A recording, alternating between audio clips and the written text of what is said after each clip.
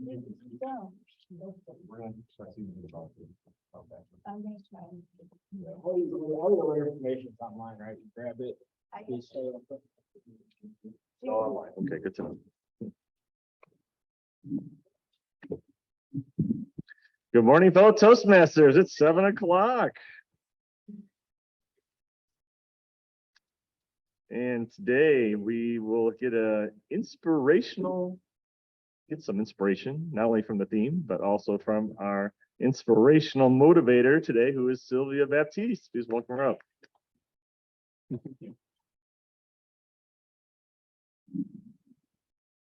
This morning's inspirational quote is from Mandy Hale, and she is from the single women life, love, and a dash of sass. I thought that was pretty good.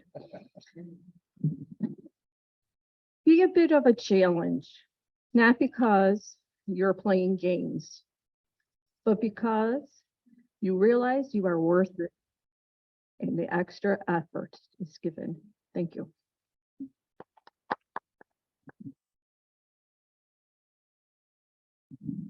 If you could all rise, we'll do a pledge to the flag. I pledge allegiance to the flag of the United States of America and to the republic which stands one nation under God, indivisible, liberty and justice for all. Morning, fellow Toastmasters. Okay, who's here and who's where? I am going to do that. Thank you so much, Dave, for the assistance. So in the beginning of the meeting, we'd like to say who is online and who is here in the room for our table topics master, which is me. So this will be very helpful for myself. But Jackie Kenny's here in the room, Nancy Rose, Beth Banks, Sylvia Baptiste, Nancy Ferry, myself, Gerald Stevens, Steve Smith, Jill Roaring, our guests, who I will have Marty introduce in a second. Marty Johnston, Joe Budnack, Mike Licata, Dave Licata, Katie Orr. And online, we have Mark Campos, Dave Jones, Mike Florio, and Margot. Did I miss anybody in the room or online? Phil Russell, Eric, thank you. And I think our Toastmaster, Nancy Rose, and Len Thornton, if I didn't say that. Okay, so that is everybody. Marty, would you like to introduce your guest? Thank you, Gerald. Fellow Toastmaster. My guest, Mark Craig, fellow Lockportian. Mark was a member of Buffalo Flyers Club. He'll probably end up rejoining. And I'm glad to have Mark here. He's involved in the Knights of Columbus. He's an officer. I've known Mark for a number of years. Become a good friend over the last couple of years through Toastmasters and the Knights of Columbus. And we welcome Mark.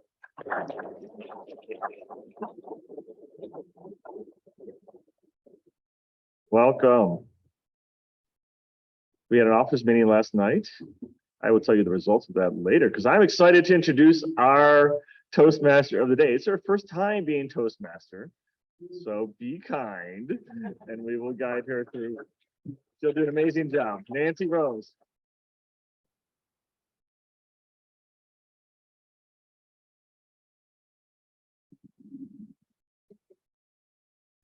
Toastmasters and our guests. Today's theme is inspirational quotes. And the reason I came up with that theme is because I was trying to find a theme for today for Toastmasters. So that is what I came up with. But before I begin, I want to ask if there's any volunteers for an evaluator for a second speech for Mike Licata. Do I have any volunteers for that?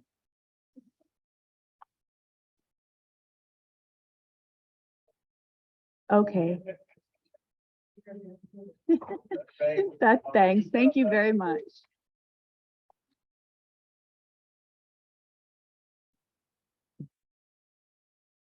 So to begin, I was searching for a theme And I came up with motivational quotes because I wanted to learn how to introduce each speaker in more of a unique way, more of a comfortable way, so I can learn and also make the person feel comfortable. And I noticed that social media gets bombarded with inspirational quotes a day. I'm talking millions. And I thought to myself, when did this start and who were the leaders? And it goes back to 500 BC. Your ancient philosophers, Aristotle, Plato, Socrates, and Confucius. And I thought there's no way I could even talk about them or even mention a quote. They're too deep, too confusing. I wouldn't be able to understand. And then I thought, well, why are they lasting? And I found out that it's pretty simple. Their quotes are so simple and they're lasting because the categories that are searched are the categories that people want to know about. They want to be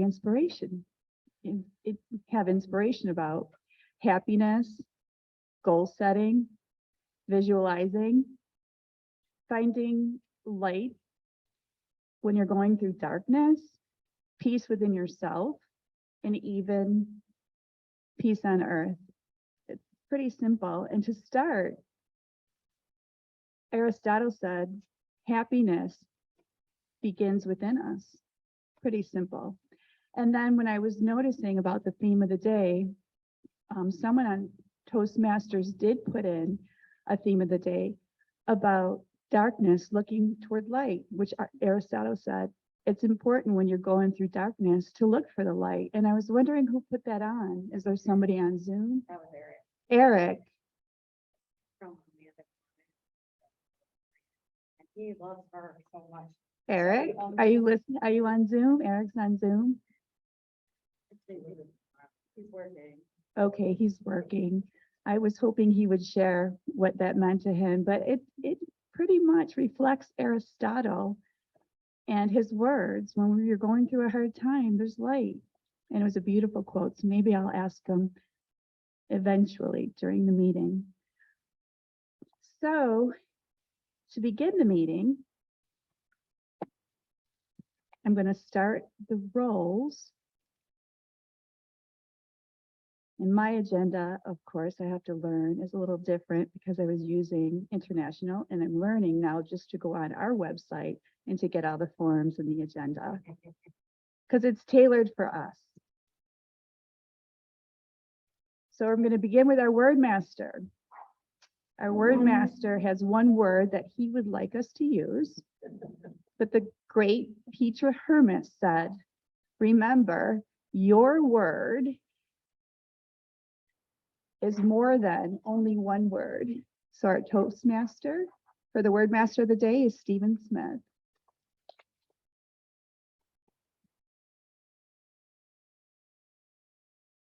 Thank you. As I thought about what I was going to use for a word of the day, I was thinking, well, why do we use quotes? We use quotes during our speeches to help validate what we're saying, to reinforce what we're saying. We use it to corroborate what we're saying. And I made this big so it can be seen online, or Jill did for me. I don't know how to do this. So today's word is corroborate. Be sure to use it and be sure to use it in table topics.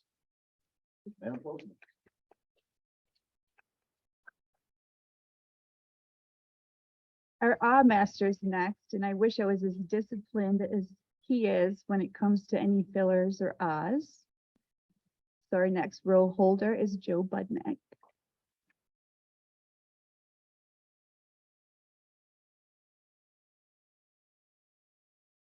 So today I will be counting the ums and ahs and pregnant pauses, and I wish good luck to all of our speakers and let us all corroborate to have a great meeting. Thank you.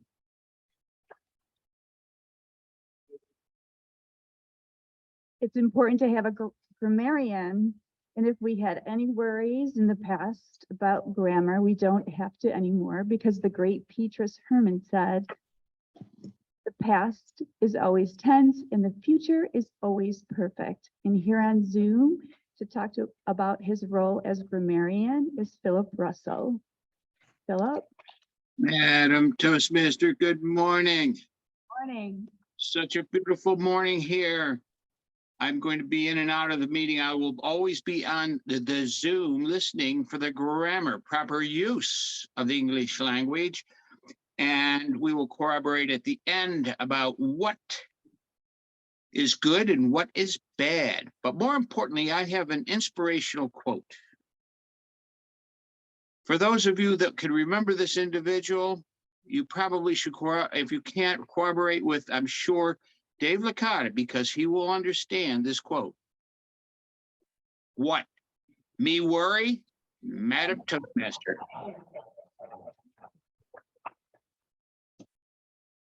Thank you. Next is our gesture. Oh, I'm sorry. It's a quote master.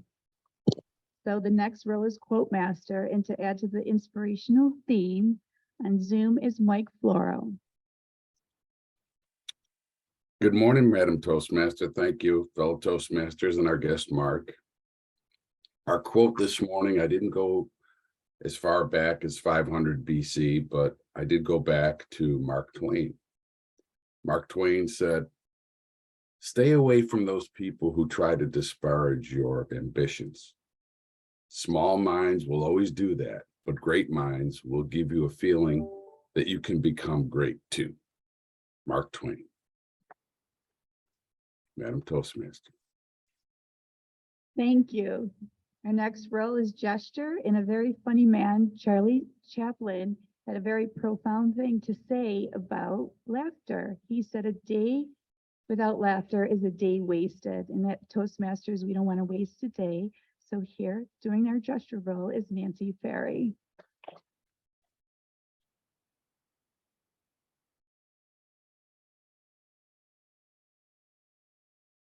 Thank you, Madam Toastmaster.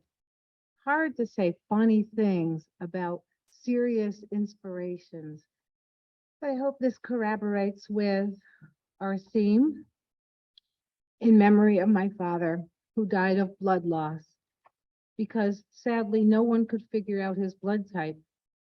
As I stood beside him, it was incredibly moving to hear him repeat over and over these inspirational last words.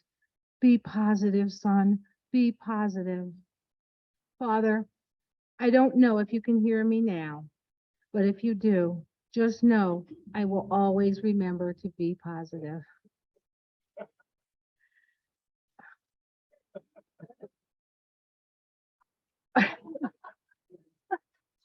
When I'm feeling shy, I like to think about my pet rock.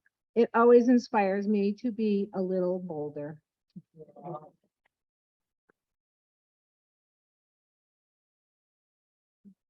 Our next role is Tech and Gesture Master, and I found two very interesting quotes about this role.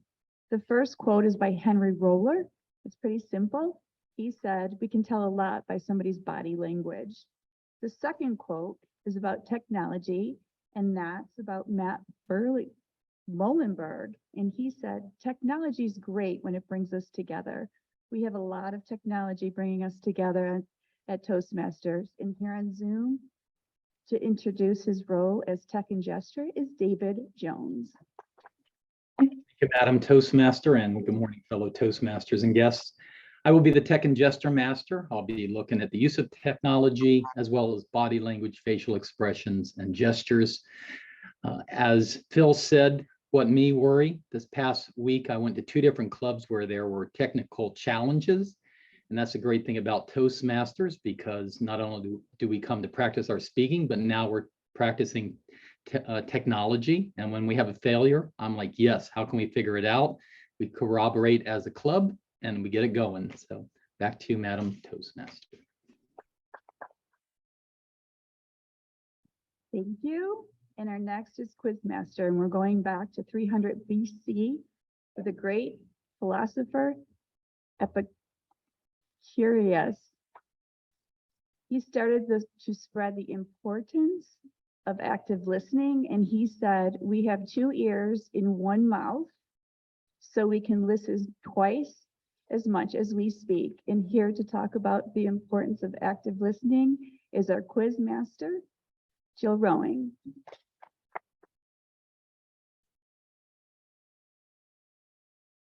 I don't know what else I can say about being quiz master. other than I will be coming up here at the end of the meeting and giving a life or death quiz.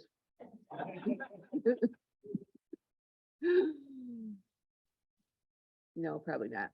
But and we'll see how well everybody does their active listening. So that's what I'm doing. Our next role is timer, and Benjamin Franklin talked about time. He said, "You may delay, but time won't." And here to discuss her role as timer is Jackie Kennedy. Thank you, Madam Toastmaster. For the benefit of our guest, you need to know that everything we do is timed, and it's very important to be within the time parameters. So for table topics, and you might be called on for that, the time is 1.5 to 2 minutes with a 15-second buffer on either side. Speeches will have an announced parameter, and the evaluation, 2 to 3 minutes with a 30-second buffer. So stay in your margins.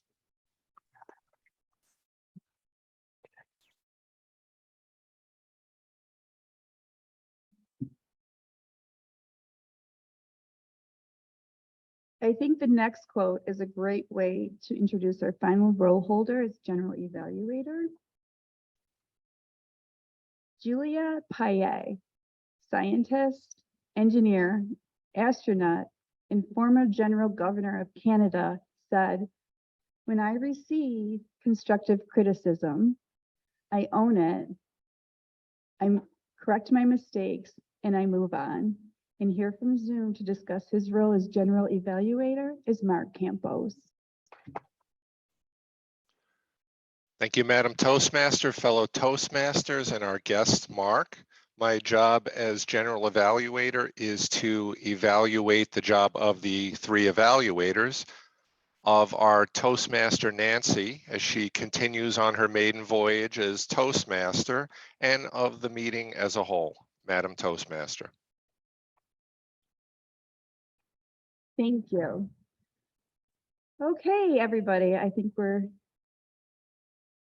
moving along in a timely fashion, so it's time to start our table topics and introduce Gerald Stevens.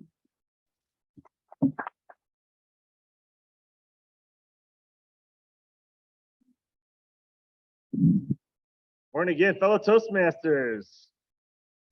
Thank you for some inspiration already today, Nancy.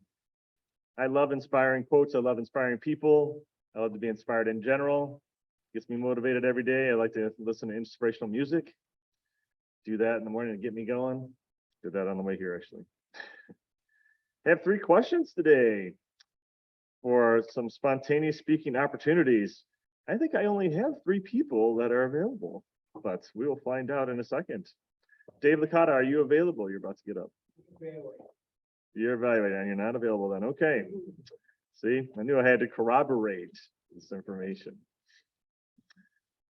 Tom Heldwine, are you available?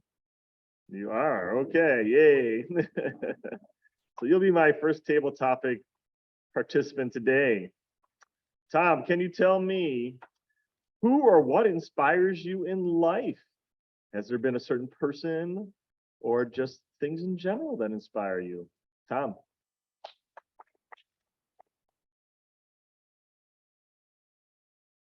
1.5 minutes to talk about inspiration.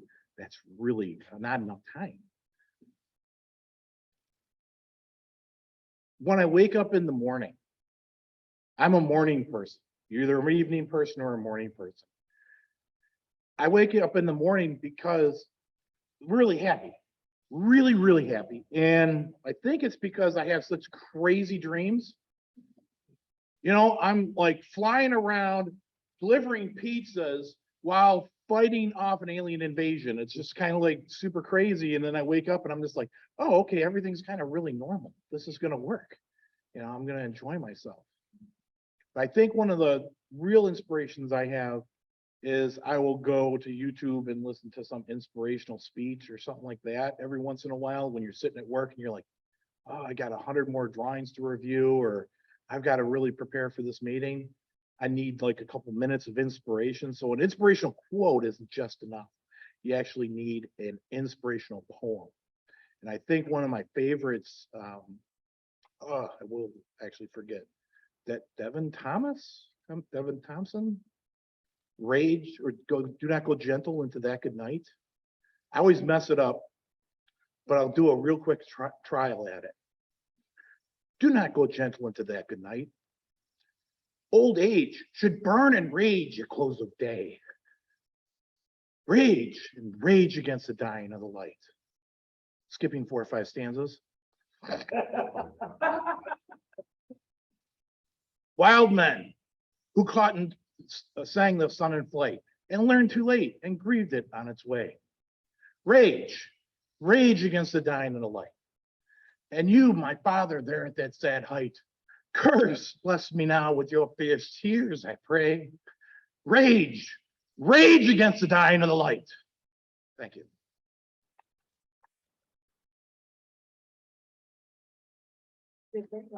Thank you, Tom.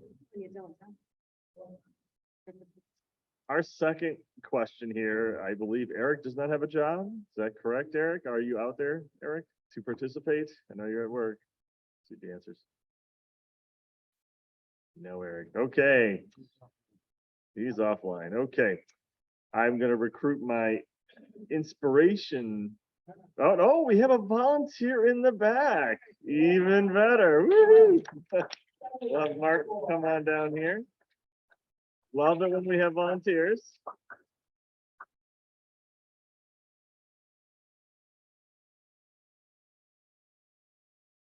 So a question for you today. Do you have a role model or mentor that inspired you, or an individual in your life that inspired you to be who you are today? And if not, feel free to change it up. Well, no. I have quite a few people that I can look to. I know quite a few people in my past that have been mentors to me and largely put me on the right track to where I am today. One of them was, and we talk about corroborating their experience with mine. They was Mr. Rogers and his neighborhood. A lot of people don't realize that Mr. Rogers was a minister, and as a student, he was going home to see his fiance, and he stopped at a church along the way, and he was curious to see how this pastor was going to handle his flock. And he listened and he listened, and at the end, he felt cold. There was nothing corroborative within his speech that touched his heart. And this woman next to him leaned into him and said, "Wasn't he amazing? Didn't you feel like he was talking to you?" And he said, "I felt none of that." And then I realized that I went there not to open my heart or my mind, that he went there with to study him and to criticize him. And so in this day and age, we need to keep our minds open. And when we get the ideas into our heads, we can get them into our hearts. And he learned that by that experience. And that's what I want to leave you with today. Thank you. Here's your neighborhood. Love unto others.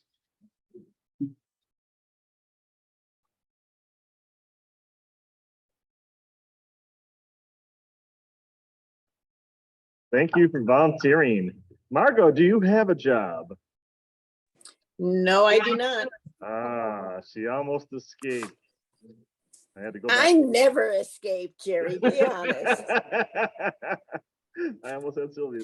Well, I think you can probably handle this one as just about any other question, certainly. Do you have someone from history that has inspired you, or an event in history that inspired you to be who you are today? And if not, feel free to change the topic. Margot. Of course. Thank you very much for this opportunity. Yes, we all have the opportunity to be inspired by different things.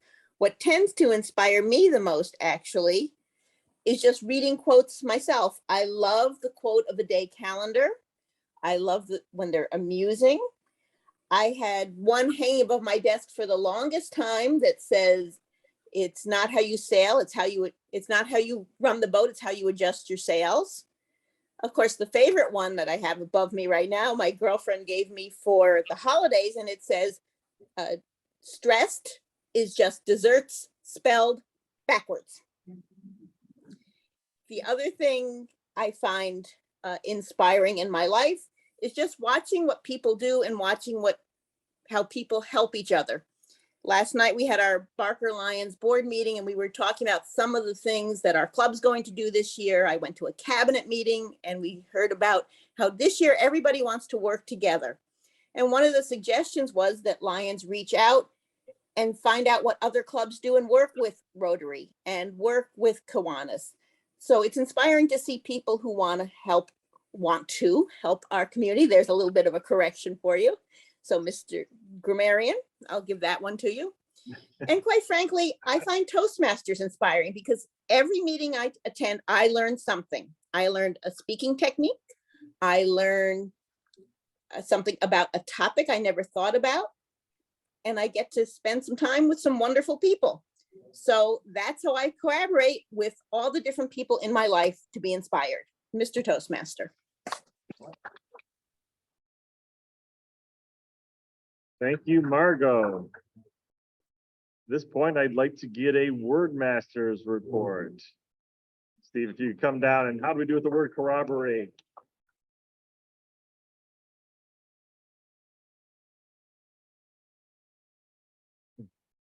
Margot used it. Mark used it twice. I did not hear Tom use it. I can corroborate that. Too late. Thank you so much.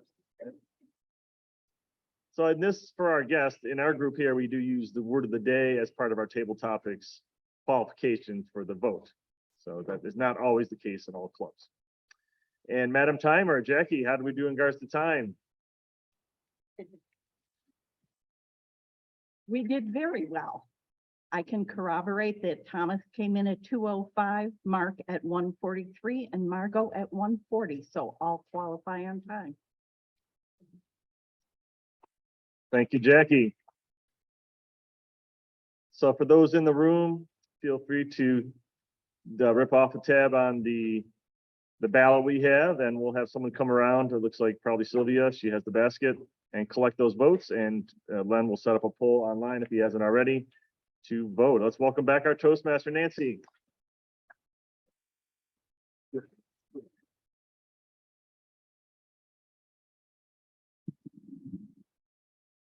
Thank you all for corroborating with me. I didn't say that very well, but anyway, it's in there because we're moving right along. And we're ready for our formal speeches. So first, our evaluator is Lynn Thornton to come up and introduce Kate Orr for her speech. Thank you.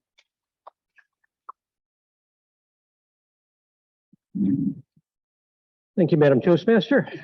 This morning, our first speaker, Kate, will be doing a storytelling project from the old school. It is not a, I don't even know what the new one's called. That's how closely I associate with it. I haven't really adapted it yet. But she's doing a Connect with Storytelling 5 to 7 minutes speech. I will go ahead and introduce her as I have her title, The Man with the Golden Arm. Kate Orr, The Man with the Golden Arm.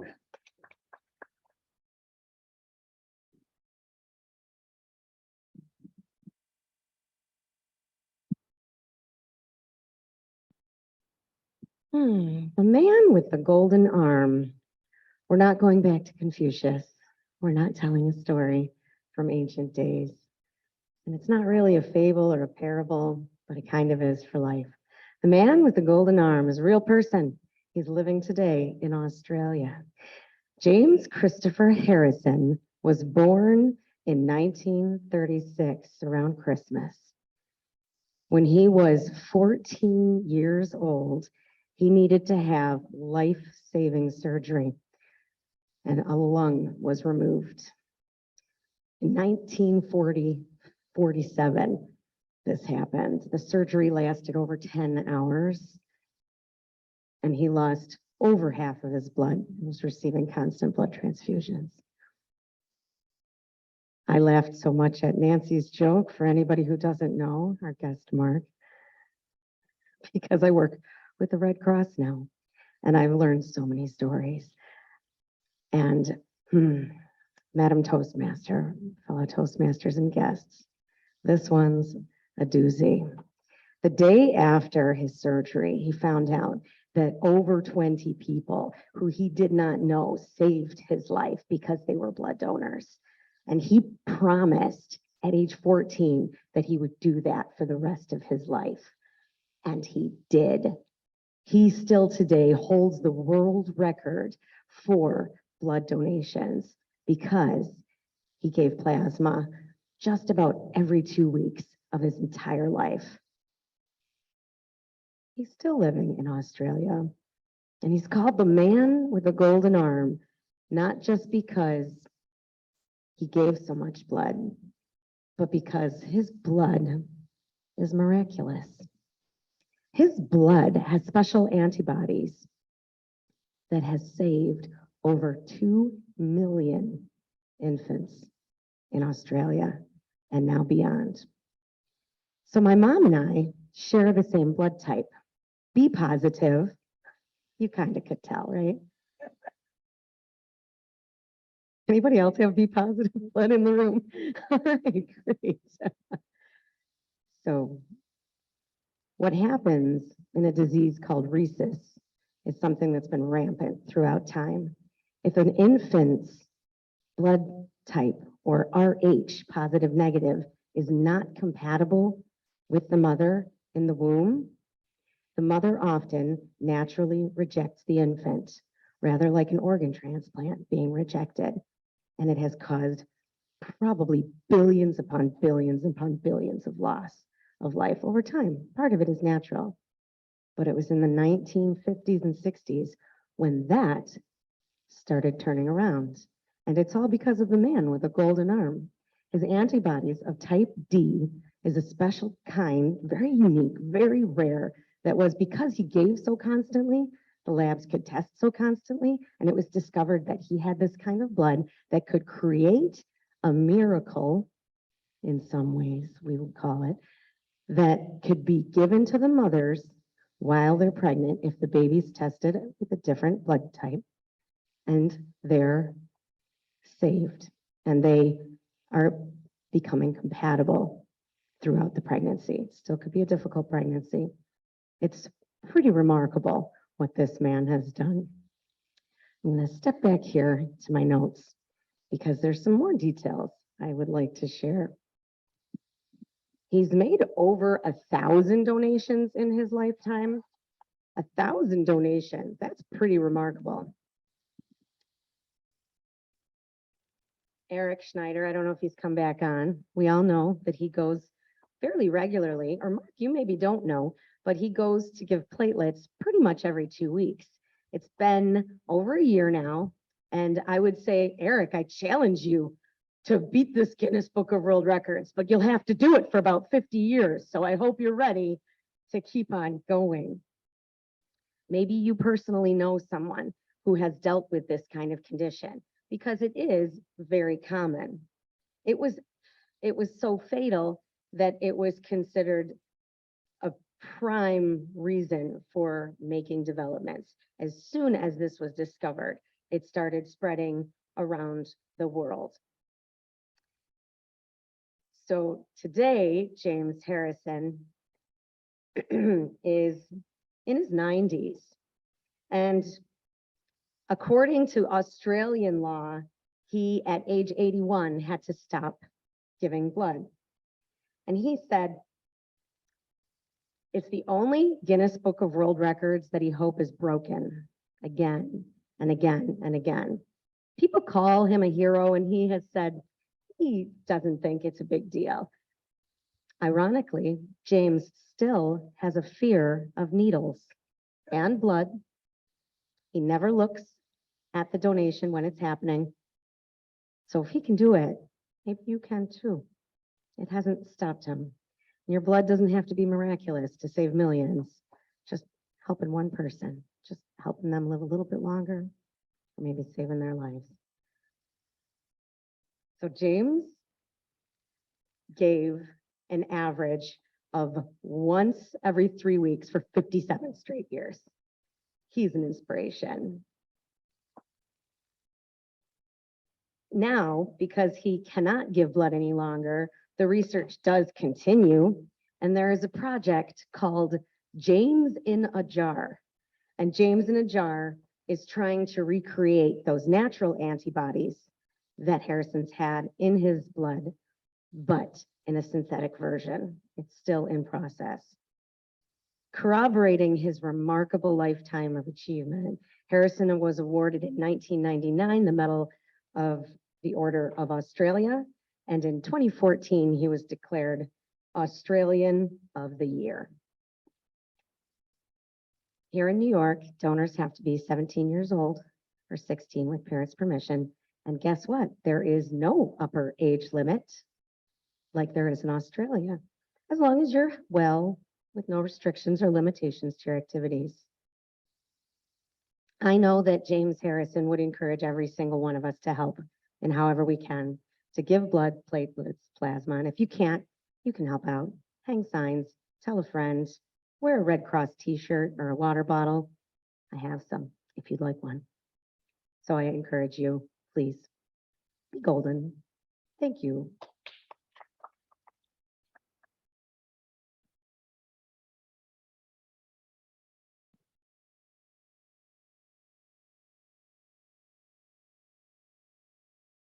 Thank you, Kate. Our next evaluator is going to come up and introduce Mike Licata.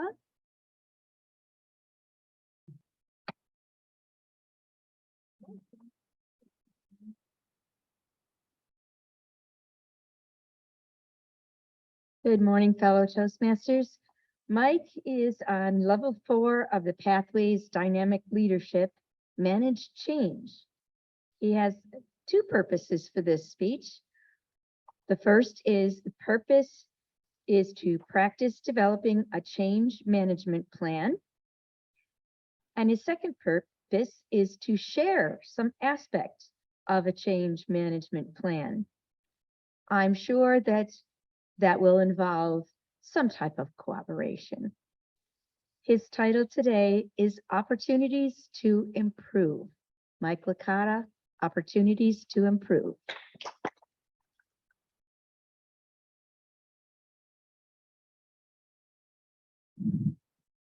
Thank you, Madam Evaluator. Good morning, fellow Toastmasters and our guests. When I did put together the change management plan, I found inspiration in reading positive stories about change and the fact that how change really does put a lot of fear into people. But in sitting down and thinking about it and cooperating with my fellow umpires, we've found that this upcoming year, change is actually incredibly good. There has been a lot of change in the area recently in the last 4 or 5 years in terms of new baseball diamonds that are going up. Lockport City Schools put those beautiful diamonds over on Beatty Avenue. And Newfane has also done a great job once they get their new field turf in. It's a great opportunity for us because field turf makes our job a lot easier because we don't have to worry as much about the weather and the weather changes going on. So it's a lot of opportunities. It's a lot of opportunities to improve because that gives us as an association better opportunities to work with teams on the larger diamonds, and it keeps the teams local, and it actually puts a lot of money into our pockets in the spring and the summertime. Now, us as an association, our other new responsibilities that we're looking forward to is that Section 6 asked us next spring, that we're actually going to work with some teams and some schools in Erie County too. So again, it's new opportunities, that's new teams to grow and become better umpires as we get ready for the summer. That being said, this job is not easy. It is very, very rigorous for a very, not short period of time, but for over the course of 5 or 6 months. It's arduous because we have to pass a full background check. We have to invest in uniforms and clothing and equipment. It's not easy. It is a challenge, but all changes present different challenges and unique challenges. So the other part of these new opportunities means we have to encourage growth, and that means recruiting new members. That means recruiting people that have that initial love for the game of baseball, and we hope to foster and improve that love so that it can grow into becoming a better umpire.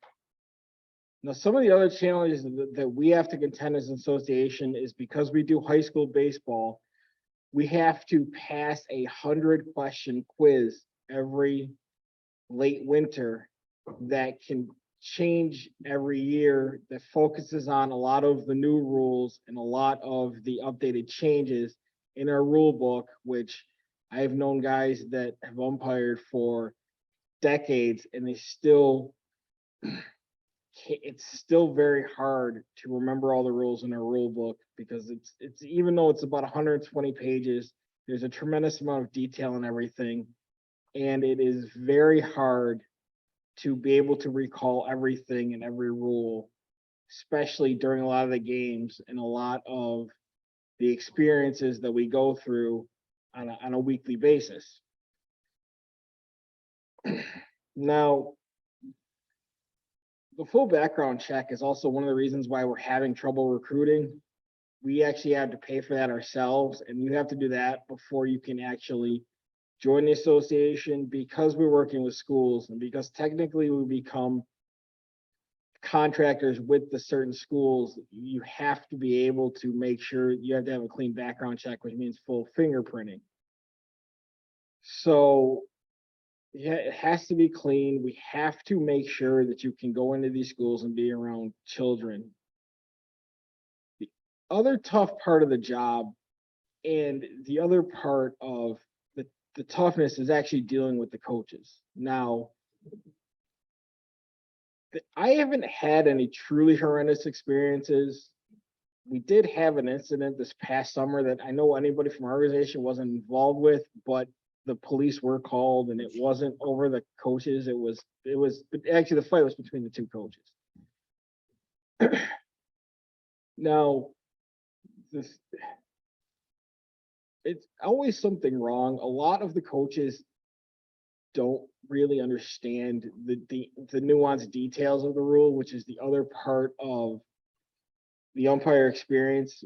We have to work hard. We have to understand and know everything and be prepared for anything that can happen, which is why we do a lot of meetings and why we are working on developing our younger umpires that have only been in a couple of years. The other interesting thing that I have found in my number of years of doing this is that you actually develop different parts of your personality. It gives you a little bit more of an opportunity to present yourself in a more forceful manner. You learn that you have to take charge and be more authoritative during the process, during the games, because you are the person in charge. You are, along with your partner, cooperating to make sure that everything is followed and that you make the correct calls. So that's another unique side effect that comes out of being an umpire. But in saying in one of the change management plan is when you come up and create this kind of thing, we found that's important. We found that we have these really unique opportunities to grow as an organization and become better umpires. It gives a lot of people certain opportunities to make another more money as a nice side hustle during the summer. But it is challenging. It is unique, but it all starts and it all stems from our love of baseball. I do look forward to next year. I'm very excited what the spring is going to bring this year. And I hope that some of what I discussed here today gets implemented in our change management plan. Madam Toastmaster.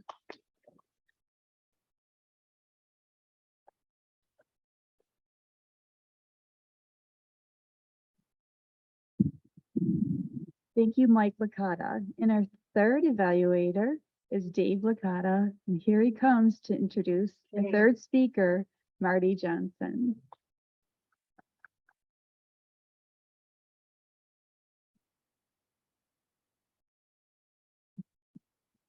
This morning, Madam Toastmaster, fellow Toastmasters, and our guest Mark, it's my privilege to evaluate Marty Johnson. Marty came and joined, disappeared, came back. He's involved in the community.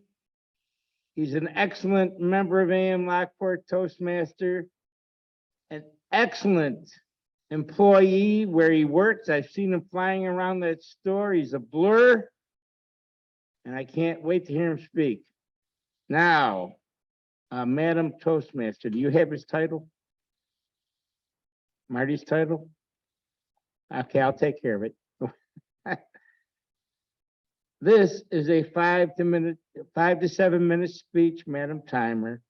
The title is A Successful Lockport Charitable Event.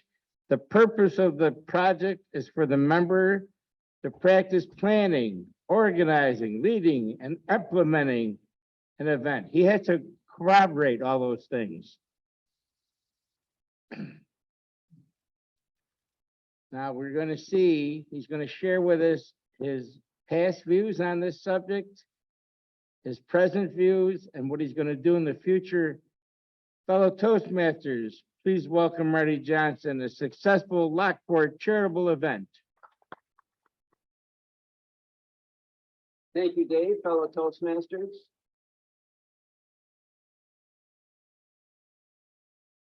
Hi, how you doing today? For $4, did you know you can have a chance to win $50,000?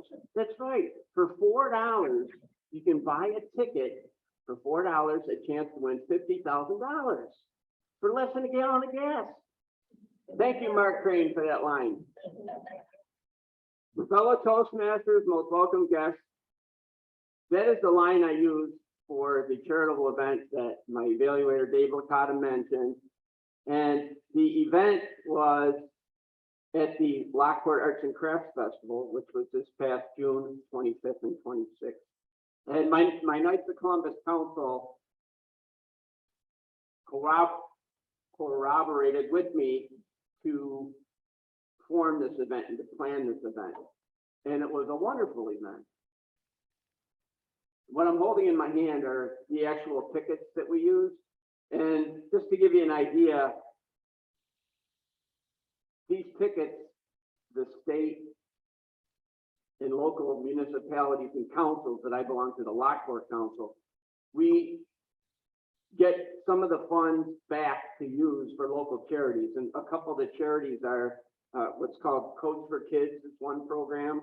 The other program is Special Olympics. Some of you have heard locally. We help support those. Are a couple of the main events, and the other one is DeSales School. And the four things that I want to talk about today to share my experience with this Arts and Crafts Festival were the planning, the leading, the organizing, and the implementing of the event. And for the actual event, we had a nice sign. It was, not quite billboard sign, but it was a little bit larger than this for the people on Zoom. You may or may not be able to see, but it does say for $50,000 and a $4 ticket, $50,000 is the grand prize, and there are other denominations of prize money that you can win. And my job as the coordinator, if you will, of this event was to plan the event. And Toastmasters International has a wonderful planning worksheet. And if any of you ever want it, you have access to it on the leadership development path. You can print it out. I used it a little bit. However, for this small event, I didn't have a lot of major costs and different things, but it definitely helps keep you organized. I did use some of it. So planning, I had to plan actually to get the manpower. That was one of the main things. And a couple of the guys here, Mark was there. I know Joe, I think was down during the course of the weekend. And I had, I think 10 different guys manning the booth. We actually had a booth, and the booth was in front of this social service building downtown Lockport. And the shifts were 3-hour shifts, so the guys would work from 10, start at 10, work to 1. We had a shift from 1 to 3 and 3 to 5. And during the course of that time, we would sell these tickets. And there were other vendors there, crafts, selling crafts. Some of you may know Pam Borman. She was there, and she was selling granola, homemade granola. So it was a great opportunity for people to show their wares, if you will, and raise money for charities, as our Knights of Columbus Council did. So those are the 4 main things: for the planning, the leading, organizing, and implementing. The second part was the organizing. To get the supplies there, we had a list a couple months in advance, and a couple guys that moved the tables, the chairs, everything you would need, like for a little setup like this. We had tables, chairs, clipboards, pens, pencils, a cash box. So those were things that were involved in the organizing of the event after we got the okay to have the event. The leading of the event and planning and getting these people to help follow along was difficult, because we had to fill in some time slots, because, you know, asking 3 hours for someone's time on a weekend is sometimes difficult in this day and age. However, we did definitely get help locally, and I had a good college friend from Niagara Falls. His name's Steve Toomey. He came from his council and helped at our event, which was very kind of him to do. We filled the shift, and it was a great event. We sold over 100 books. 100 of these books, there's 3 tickets in a book, and we sold those books, and we're able to raise some money for our local charities, and that's what we're going to do. We're going to give to Coach for Kids, and some of the money goes towards Special Olympics and scholarships for DeSale School. The implementing of the plan went well. In a nutshell, it went well. If there was one thing that I learned, was with the tickets, or whatever you do, my advice would be, if you're ever involved in something, you want to look at the whole picture. The whole picture. What do you want the output to be? If you think about it, and anything you do in your job, you know, ask your boss, sometimes he'll tell you, how do you want the output to look? What do you want this to look like? Exactly. So some of you are looking at me, what's he talking about? Well, these tickets, there's 3 tickets, and on the back of the ticket, there's a locator that says where these tickets were sold. And I didn't realize it at the time, and I thought I was doing one of the other organizers a favor by tearing the backs of all these off. But he said, no, you don't have to don't do that. They all need to be stapled back on. This says where the ticket was sold. This is from our Lockport Council. So a lesson to be learned for me was, when we're implementing the plan, and whenever you're doing something, find out what the end result needs to look like, because I had to take about a half hour and go through and staple 100, not 100, but about 50 of these back together. Lesson to be learned. Definite lesson to be learned. Fellow Toastmasters, if I could leave you with one thing, that would probably be the biggest thing: to definitely plan, because as the saying goes, man doesn't fail to plan, or woman doesn't fail to plan. They plan to fail.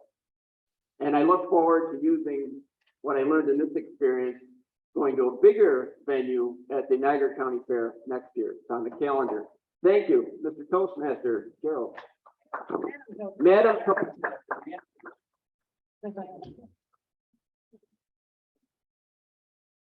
Thank you. My back on. Thank you, Marty. Can I call for a timers report?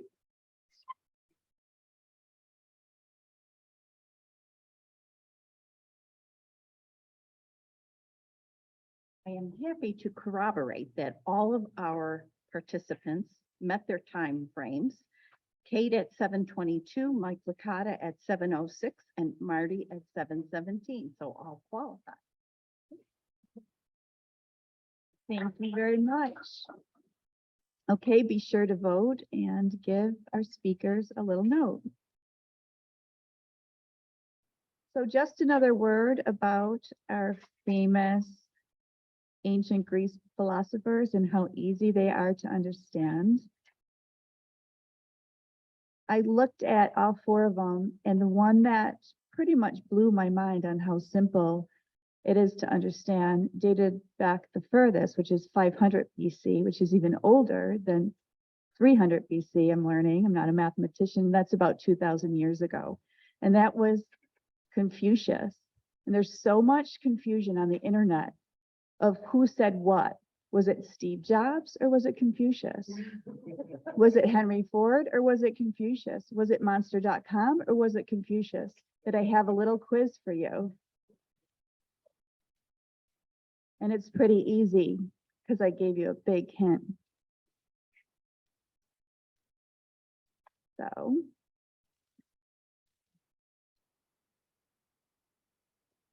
who said, do what you love and you'll never work a day in your life? Was it Henry Ford, Confucius, or Steve Jobs?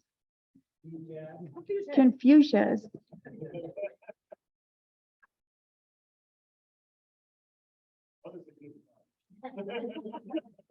It's not about failing. It's about getting up every time you think you failed and readjusting. Was it Vince Lombardi, the famous football player? Steve Jobs or Confucius? It was Confucius. I was so worried. I'm like, I could never even say one of their quotes. And what do you know? It's not only on the internet, but it's on our commercials. A lot of them use it for investment bankers too. So I'll give you a couple more in a few minutes. But right now we're going to move on to our evaluator reports. And our first evaluator is Len Thornton to evaluate Kate Orr.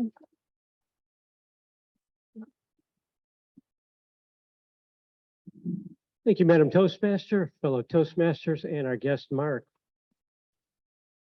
Kate, always a pleasure to hear you speak. You're such an accomplished Toastmaster. First off, I want to talk about blood donation. I went to give blood once, but they ask so many weird questions, like whose blood is this and why is it in a bucket? So I never went back. Actually, I was a longtime blood donor. I haven't recently, but I used to give 5-6 times a year, whole blood, not the apheresis, which are remembered us. Pathways was the word I was looking for. You departed from the Pathways program with this classic speech. Is that a Pathways? Oh, it didn't say that on the evaluation slip anywhere. I'm sorry, I I didn't will- write it down. I will evaluate it as per the form. I am PPME, I better do a freaking pathway. Okay, our division director, sorry for interrupting your time, all the time. Our division director said, friends don't let friends not give pathways. Well said.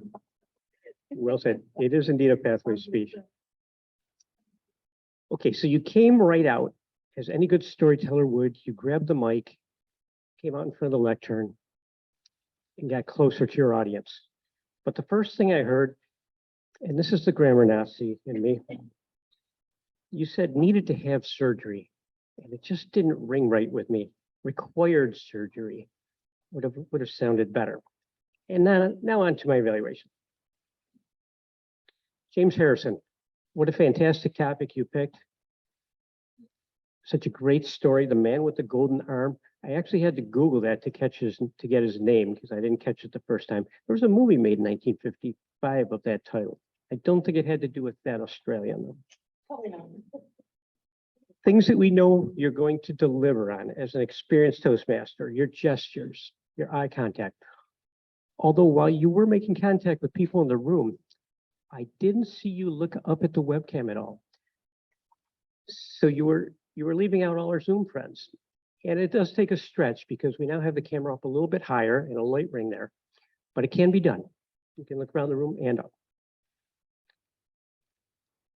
You might have rehearsed a little bit more. We could tell you were reading at some points and there were some pauses, some long pauses, undeliberate. You finished with a call to action, but it could have been a little stronger. I always like a very strong finish to a speech, something that leaves people thinking and really contemplating. It kind of envelops your entire speech. Maybe asking why people don't give blood, what their hesitations are, or if they've ever tried it, and encourage them to explore that again, if they would. But you did a fantastic job, as we knew you would, Madam Toastmaster.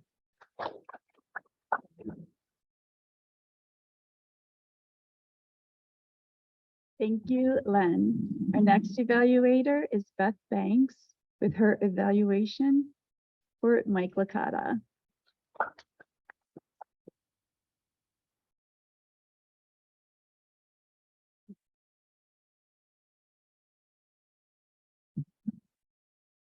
Thank you, Madam Toastmaster. This is my at least second opportunity to evaluate Mike Licata. One very good thing about that is in his speeches, we get to know him. What are his passions? What is he most interested in? So we do have sometimes that we have storytelling, but for this, I think the main thrust was we get to know you. That's a very good thing. Mike, at first you seemed a little nervous. I'm not sure. Be careful clinging to the lectern. It looked at first like, oh dear, I don't want to be here and it's going to hold me up. You do a nice job. You don't need the lectern to hold you up. I would like to see a few more gestures. I think that doesn't come as natural to you as probably Kate and I are talking with our hands all the time, but a few more would just improve the speech. It was a very good speech. We learned a lot. What are you implementing? What are you changing? That's a good thing. Definitely fulfilled the goals that you gave of trying to tell us about this plan. I loved some of your vocabulary. That was arduous, nuance, authoritative. Those are great words to use. So I would challenge you to use a few more gestures, and I think your speeches would be improved by that. Possibly come from behind so you don't try to get the lectern to hold you up, and you'll do great. Thank you.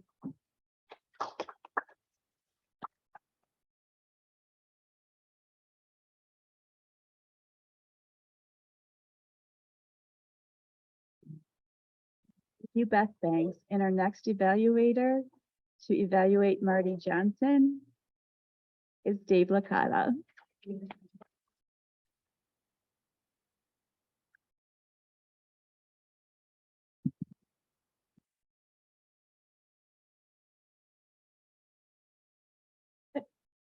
Fellow Toastmasters and guest Mark. I have been on Marty forever to be more theatrical. And today he came up through. Thank you, Marty. And I've been on the whole club about a little bit more theater. And next time I evaluate, I'll do more exaggeration than I did just now. What an opening. Pulled us right in. And once again, great bit of theater. Now, the microphone, he gave it great thought. He had that microphone where he wanted it. His hands were free, And today his hands flew. A lot of gestures. Very nice, because we've been looking for that. You've been with us a long time, and we've always waited for some more gestures, and today you came through once again with very nice gestures. Now, there were natural pauses in the speech, which became a little bit distracting, because this is what I want you to work on, Marty, because when you had these pauses, your eyes went ceilingward, and you were looking this way and that way, which just made them a little bit longer than they had to be. But pauses are a great part of the drama and the theater, and if you use them right, they're terrific. But in the future, just you hit these little bumps and your eyes go astray. And you could have stood for a bit more organization, because you kind of circled back on a few subjects. But you did have the beginning, the middle, and the end. And that's very important. So I'm very happy about that. Now at AM Lockport, we are patient people. And Marty has taken the long path. And we have patiently waited for him to improve and become more relaxed up here. And he achieved that today.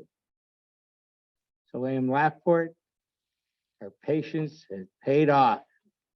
Madam Toastmaster.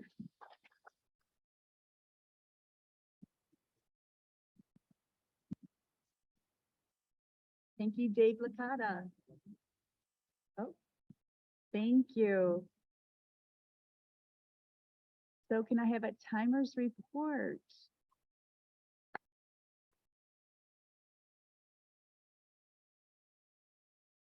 Once again, everyone's done a fine job. Len at 3:18 scared me a little. Beth at 1:58 and David at 2:40. I'll follow that. Thank you very much. Everybody cast your vote and be sure to write a little note for our speaker. And I'm going back to a couple little questions for you on Confucius and how simple his quotes were. Our next quote is, "The will to win, the desire to succeed, the urge to reach your full potential. These are the keys that will unlock the door to your personal excellence." Who said it? Was it Warren Buffett, Vince Lombardi, Confucius, or an investment loan commercial? Obviously, it was Confucius. The next quote is, "When it's obvious that the goals cannot be reached, don't adjust the goals, adjust the action steps." Again, was it Albert Einstein, Warren Buffett, or Olympian commercial, or Confucius? It was Confucius. So there you have it. They're pretty simple and they're still used today. So I think it's time that we can go on to our reports. And we're going to begin with our word master. Right? Word to the end. I'm sorry. Don't, you're in charge. The general evaluator could go next if he's ready. So I'm going to ask if our general evaluator is next, but not is next. I'm going to ask if our general evaluator is ready to go with his report. Are you ready, Mark Campos? Madam Toastmaster, I was born ready. Yes, indeed. Thank you. Thank you for corroborating with me, making this easy. Thank you, Madam Toastmaster, fellow Toastmasters, and our guest, Mark. Good morning once again. So let's talk about the job of our first-time Toastmaster, Nancy. Nancy, I thought you did a very good job as a first-time Toastmaster. You were very well prepared.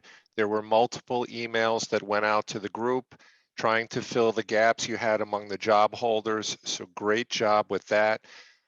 Also, and I think even more importantly, recognizing that you still had a gap at the beginning of the meeting, you addressed that housekeeping right up front. I think all too often as Toastmasters, we can run the risk of plowing right into the meeting and have that moment where we realize, damn, I forgot to fill that particular job. And then we get into that messy housekeeping right in the middle of the meeting, which disrupts the flow. I liked your meeting theme. I thought it was very good. It had a lot of general appeal, which is always a great thing for the club as a whole. You had lots of filler material, and I thought it was very creative how you tried to find applicable quotes to flow into your job holders' introductions. So great job with that. The only bit of feedback I would give you, and it's not only on you, Nancy, it's on the club as a whole, there were way too many moments today where that lectern was unattended. So reminder for those in the room, and it's easy for me because I'm here on Zoom.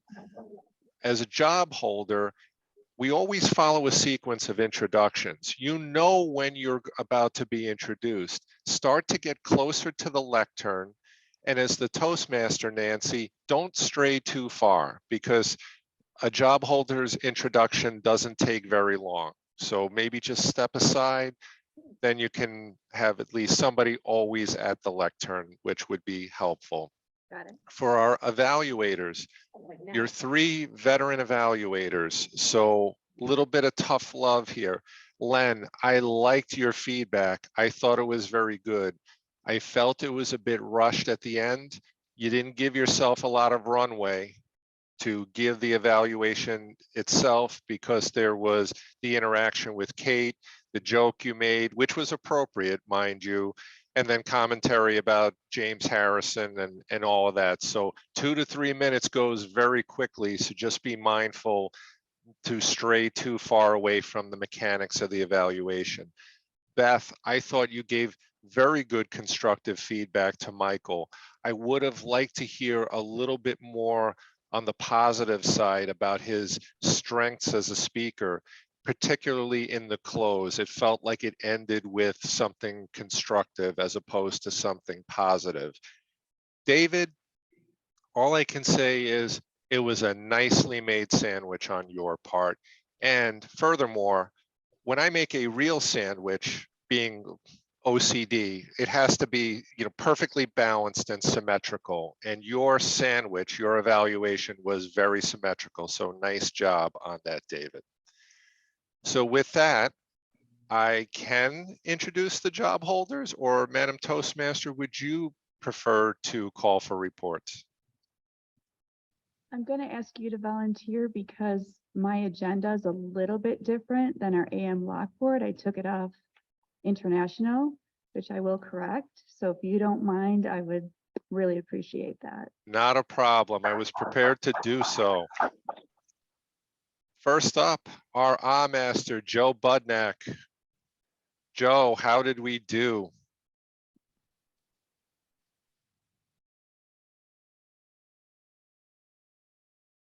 We did very good today. I only counted 3 ahs, and that was it. Otherwise, everyone did really well. I really enjoyed our theme this morning. It reminds me of when I went to and first started going to NCCC years ago, many years ago. The department that I was in was nothing but a gossip mill.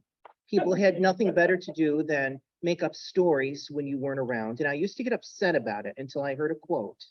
I don't know who it was by, but the quote is, "Don't worry about people who talk about you behind your back. They're behind you for a reason." I like that.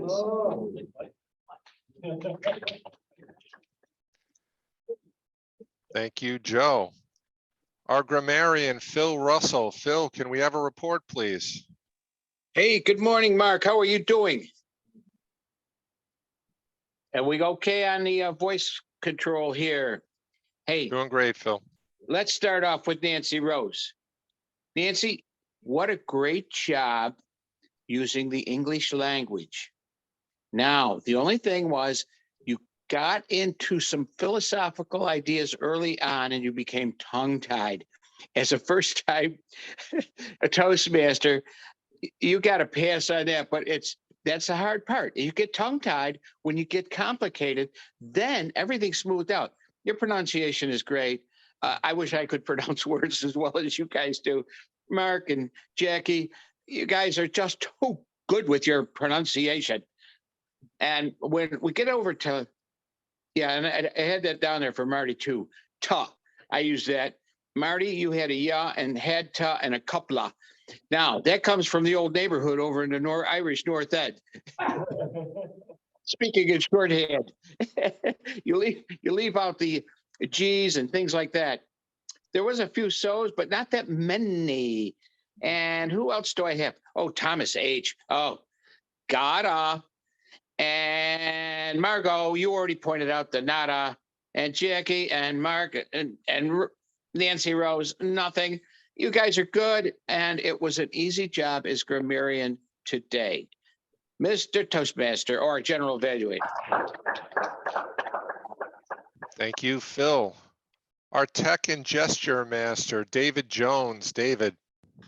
Thank you, Mr. General Evaluator.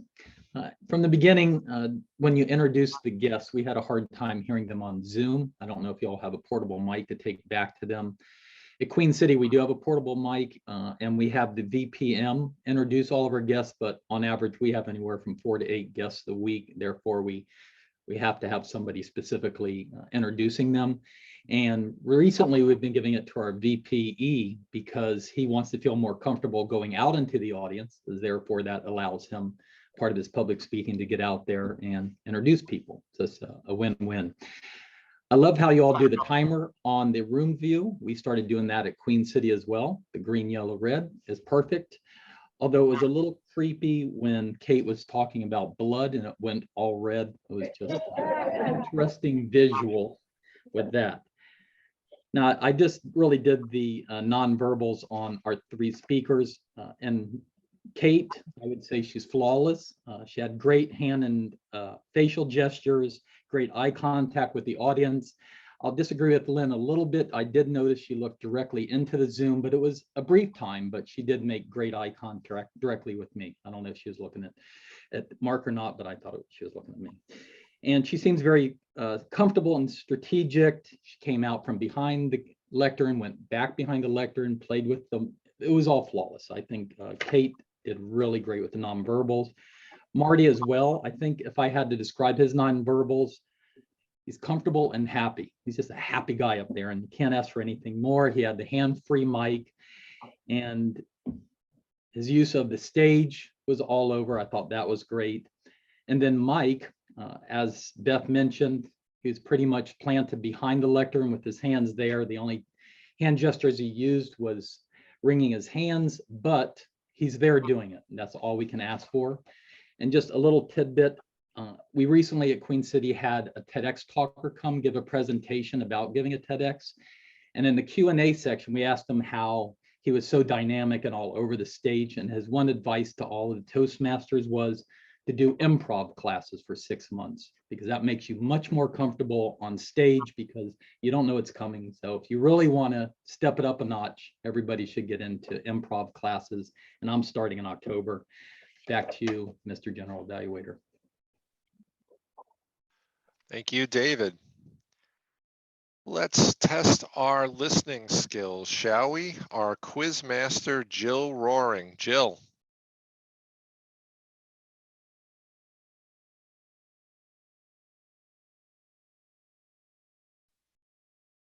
Okay, I have several here that hopefully test everybody's thoughts.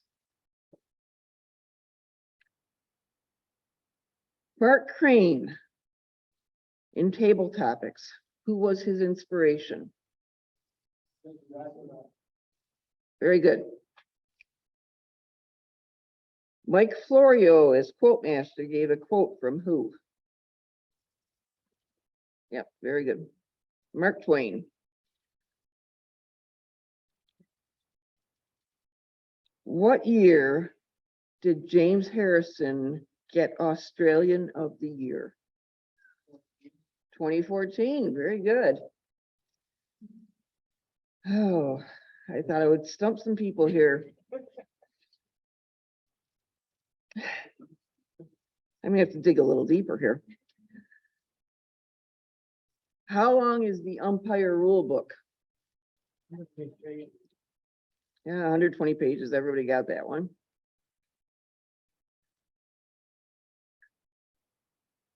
Marty's. How much is the price for how much?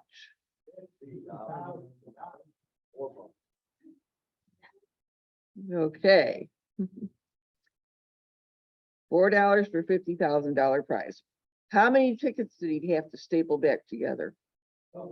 About 50. Okay, and what was the problem with his 3-hour shifts? I gotcha, yay. Okay. He gave the 3-hour shifts as 10 to 1, which is 3 hours, 1 to 3, and 3 to 5, which are both 2-hour shifts. And that is, I think, all I can. That's all I can question you on, because you're all too good today. Thank you. Thank you, Jill. And last but not least, our word master, Steve Smith. Steve.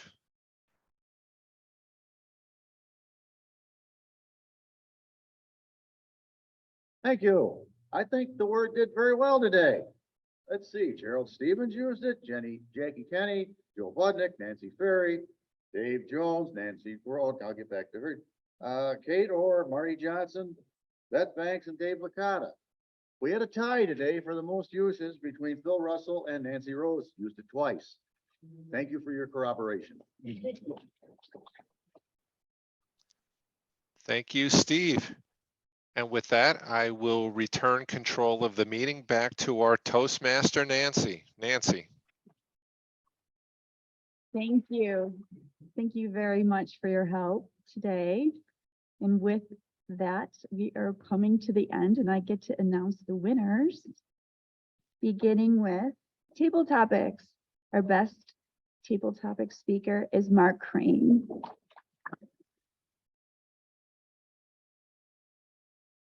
Next is our general evaluator, and that is Dave Licata.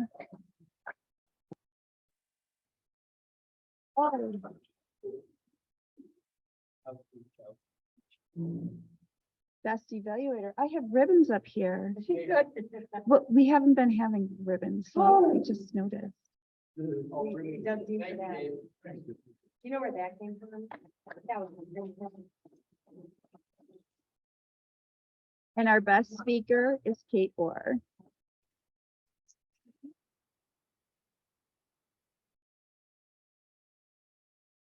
Okay. And grab the 50-50 split, yeah. Mike Licata is going to grab those for us. Folks on Zoom, you're missing out because there are thank you gifts from the Red Cross in the back of the room. Please take as much as you can. It's not just freebies, it's use them, share them, take a couple so you can get the name out so people are remembering what the Red Cross is all about. So thank you. And there's a lot of food here too, because I brought a lot of food just in case I flopped. Figured I could feed you all. So I owe you some on Zoom.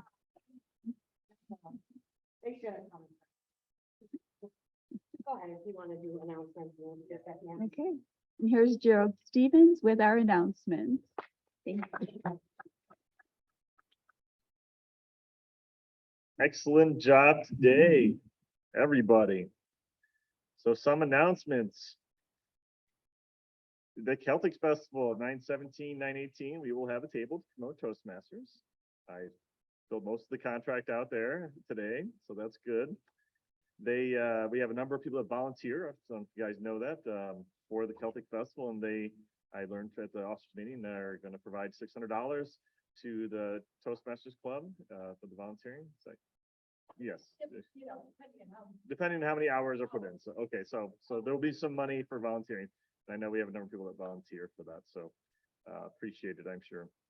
We're going to have a sign-up sheet. I'm going to start it online, actually, to get everybody to man the table, put some hours. I know Glenn's already volunteered to help with some. I will put some hours in. Probably me and my wife will sit there for a while. But we'll figure out some a schedule of some kind. And 50-50 number is 345468. Joe is the winner. So your winnings are over here. Nancy may assist. I don't know. You have something else? Okay.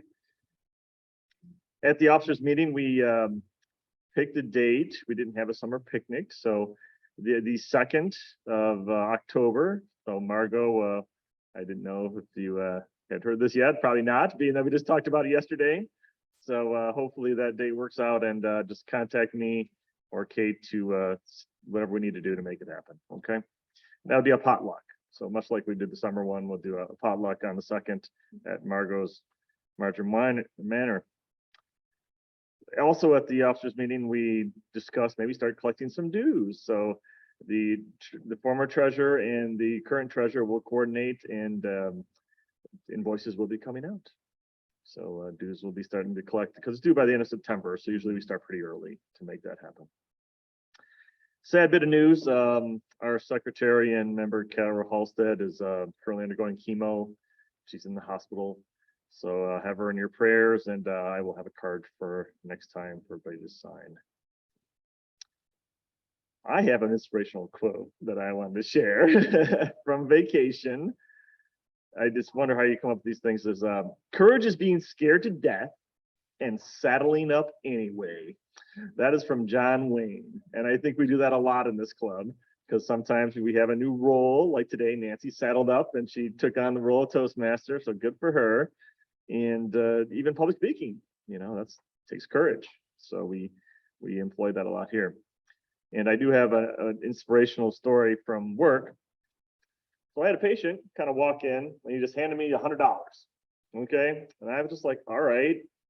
I just got back from vacation. I have no idea why he's giving me this money. Pays at the front desk.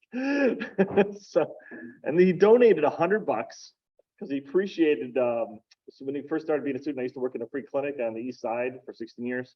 And he was a contractor and he was kind of unemployed at the time and he needed some free service. So we helped him out and now he's a paying patient.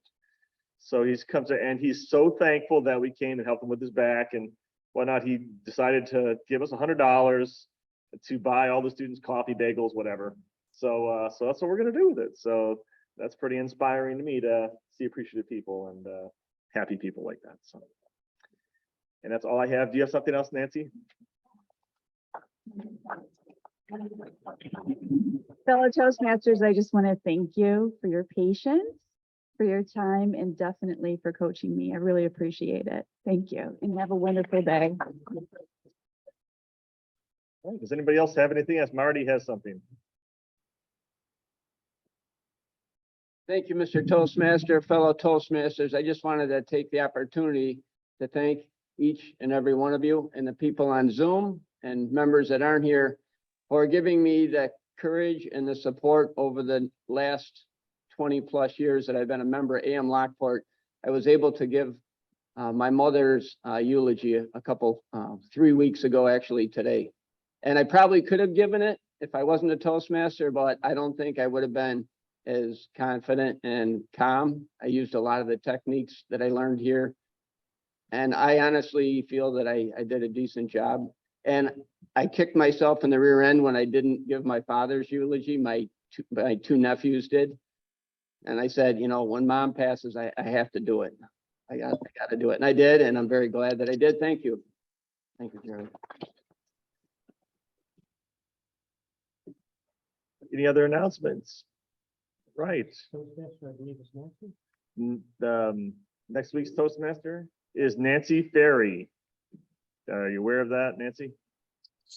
She is aware of it, and she'll contact everybody and come up with a theme before you know it. And please check the schedule to see if you're a speaker, and definitely confirm, help Nancy out if you could. And that is all I have, unless somebody else has something else. All right, meeting adjourned.